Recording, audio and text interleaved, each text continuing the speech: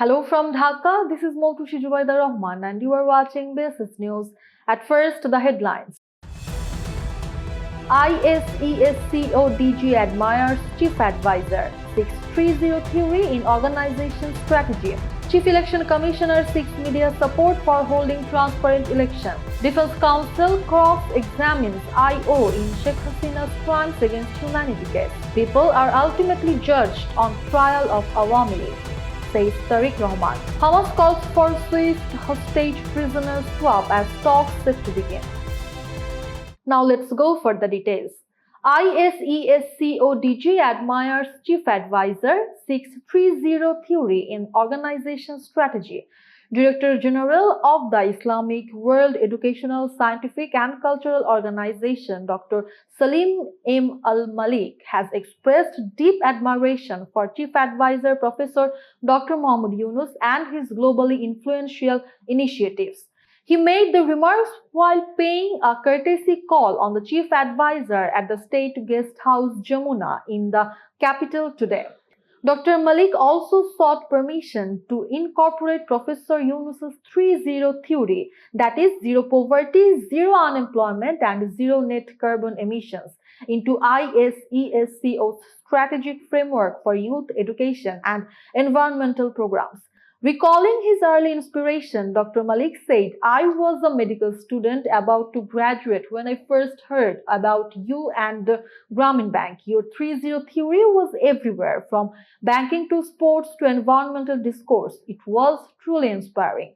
Highlighting ISESCO's ongoing initiatives, Dr. Malik said the organization helps countries develop food waste management systems and supports entrepreneurship programs that involve into social business models in nations like Brunei, Algeria, and Nigeria.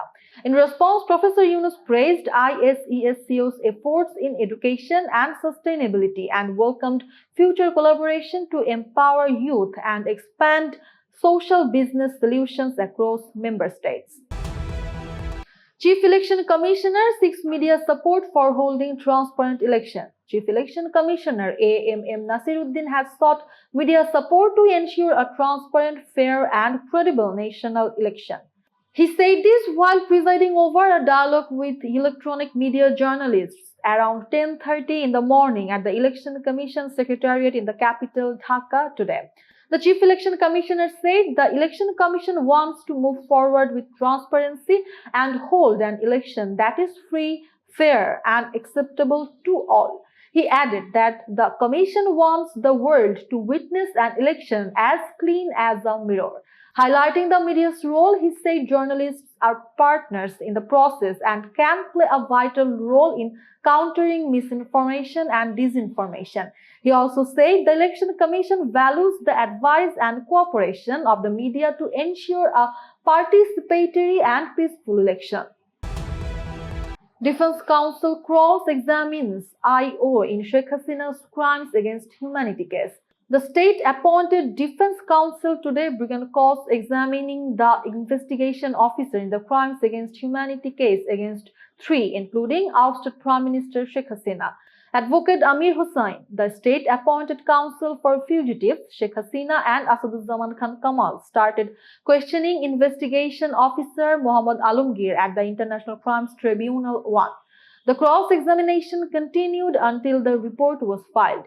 A total of 54 witnesses have testified in the case against Sheikh Hasina, former Home Minister Asaduzzaman Kamal, and former Inspector General of Police Chaudhry Abdullah Al Mamun, who has pleaded guilty and turned approver.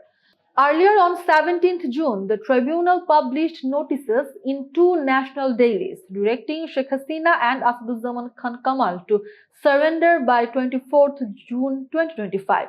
The notice stated that if they failed to appear, the trial would continue in absentia as per the International Crimes Tribunal-1 Act 1973.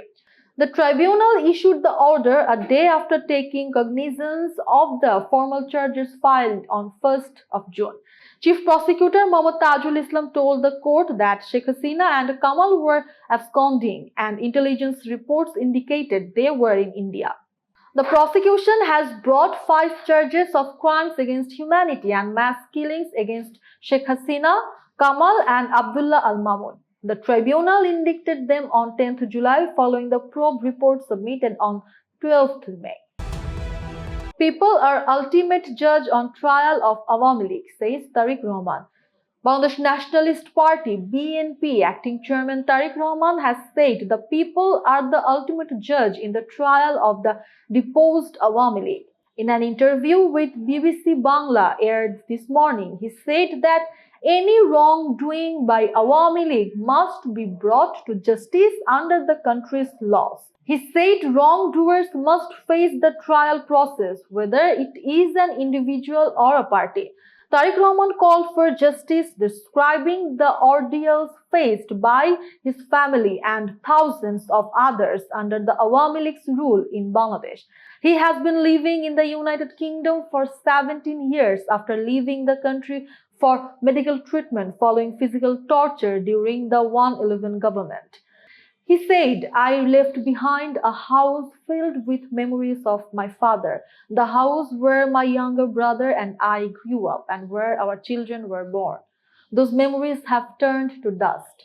I left behind my brother, but he is no more. I left behind my mother in good health, but now she is not well. He said thousands of families in Bangladesh have endured similar pain. Everyone responsible for injustice, killings, murderers, and torture, including those who gave the orders, must face trial. Tarique Rahman said, adding, it is not revenge. It is about justice and the rule of law. If injustice occurs, trial must follow. The BNP Acting Chairman said his party believes the people are the source of all political power. He expressed confidence that the public will not support those involved in killings, enforced disappearances, and corruption. He said, since BNP believes in the power and decisions of the people, we want to keep our trust in them. Tarique Rahman concluded that no political organization can survive without the support of the people. Hamas calls for swift hostage prisoner swap as talks set to begin. Hamas has called for an immediate start to a hostage prisoner exchange with Israel as negotiators from both sides prepare to meet in Egypt for crucial talks to end the nearly 2-year Gaza war. Foreign ministers from several countries, including Egypt, said the discussions offered a real opportunity for a lasting ceasefire. A senior Hamas official told media that the group was eager to end the war and begin the exchange process based on field conditions. The talks follow Hamas's positive response to US President Donald Trump's roadmap to halt fighting and exchange captives. US Secretary of State Marco Rubio urged Israel to stop airstrikes ahead of the talks in Egypt, saying, "You cannot release hostages in the middle of strikes." Negotiators are set to meet in Sharm el-Sheikh, with Israeli Prime Minister Benjamin Netanyahu expressing hope that hostages could be freed within days. The Israeli delegation will leave for Egypt on Monday ahead of the second anniversary of the 7th October 2023 Hamas attack. Cairo confirmed it would host a Hamas delegation to discuss conditions and details of the exchange. The White House said President Trump said Jared Kushner and Steve Witkoff as envoy. A Palestinian source close to Hamas said the group demanded that Israel halt military operations, airstrikes, and drone activity before it agrees to a ceasefire, promising to stop its operations in parallel. Militants captured 251 hostages during the 7th October attack. 47 remain in Gaza, with 25 confirmed deaths. Under Trump's plan, Israel would release 250 prisoners serving life terms and more than 1,700 detainees from Gaza in return for the hostages. Despite ongoing talks, Israeli airstrikes continue Sunday, killing at least 20 people, including 13 in Gaza City, according to Gaza Civil Defense Agency.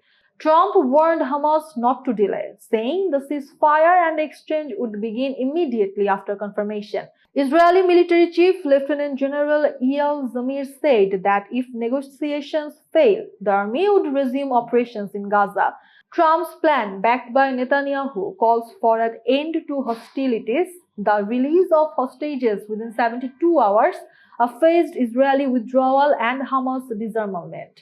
The proposal also excludes Hamas from post-war governance, placing Gaza under a technocratic administration overseen by a transitional authority led by Trump. Hamas's 7th October 2023 attack killed 1,219 people in Israel, mostly civilians. Israel's response has killed more than 67,000 Palestinians, according to health authorities in Gaza. That's all for now. For more information, visit bassisnews.net. Thanks for watching.